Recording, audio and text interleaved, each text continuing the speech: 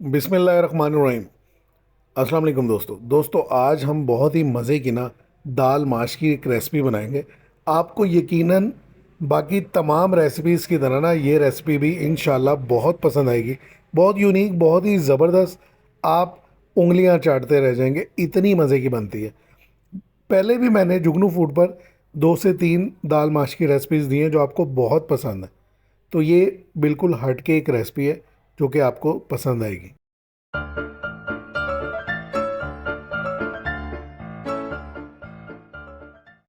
बिस्मिल्लाहिर्रहमानिर्रहीम। अस्सलाम वालेकुम दोस्तों, मैं हूं आपका होस्ट, आपका दोस्त जुगनू जान, और आप देख रहे हैं जुगनू फूड। दोस्तों, आज हम दाल माश बनाएंगे बिल्कुल एक नए तरीके से। बहुत ही मज़े की बनती है, बहुत स्पेशल रेसिपी है। आप तमाम दोस्तों के नाम।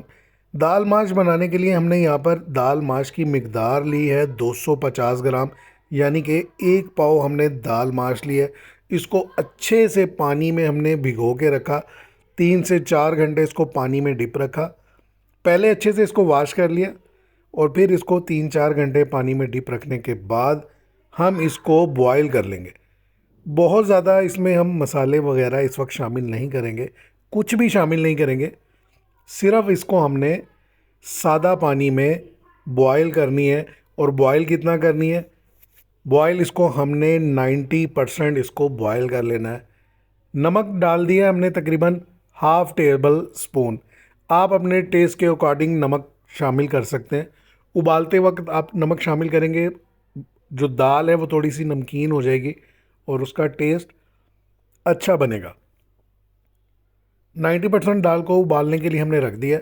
दूसरे बर्तन में, दूसरे पैन में हम लेंगे कुकिंग ऑयल या घी का इस्तेमाल करेंगे।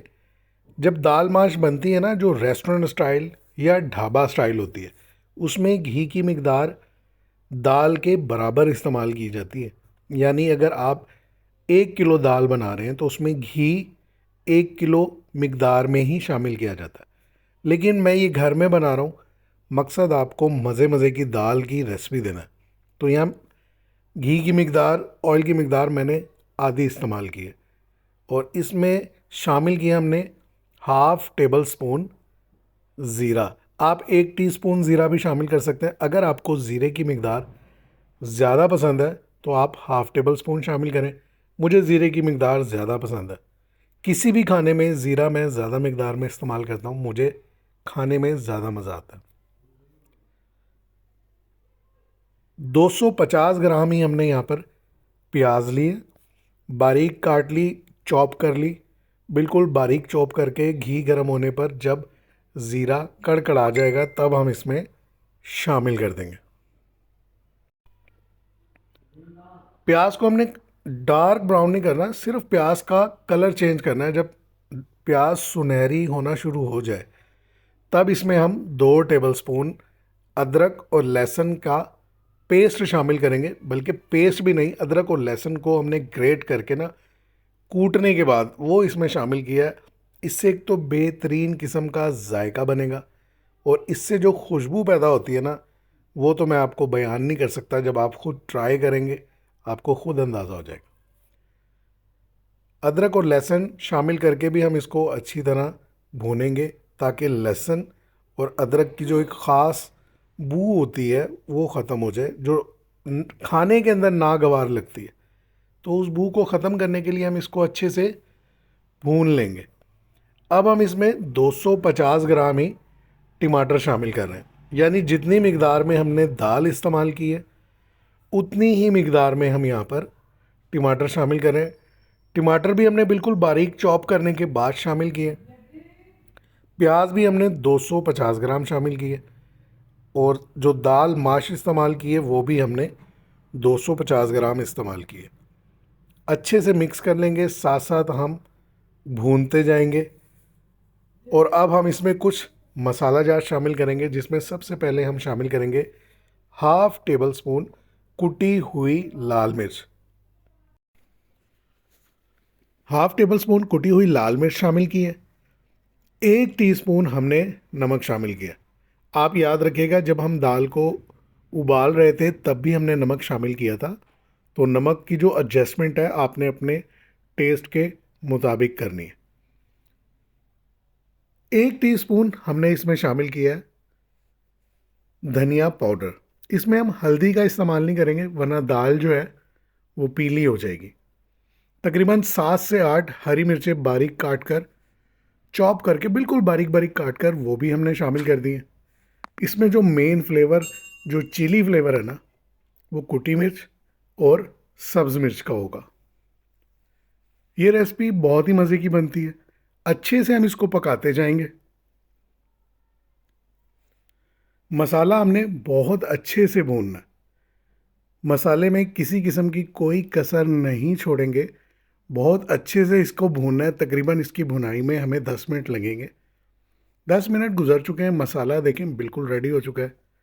और दूसरी तरफ जो हमने दाल को उबलने के लिए रखा था 90% तक, वो भी उबल चुकी है और यहाँ पर मसाला भी तैयार हो चुका है। अब हम क्या करेंगे, दाल का पानी हम ज़ाया कर देंगे, उसको स्ट्रेनर में निकाल लेंगे, पानी सारा उसका ज़ाया कर देंगे और दाल को हम बग़ैर पानी के जो मसाला हमने भुना है ना इसमें शामिल कर देंगे। ये देखें, हम वज़न सारी चीज़ें ली हैं।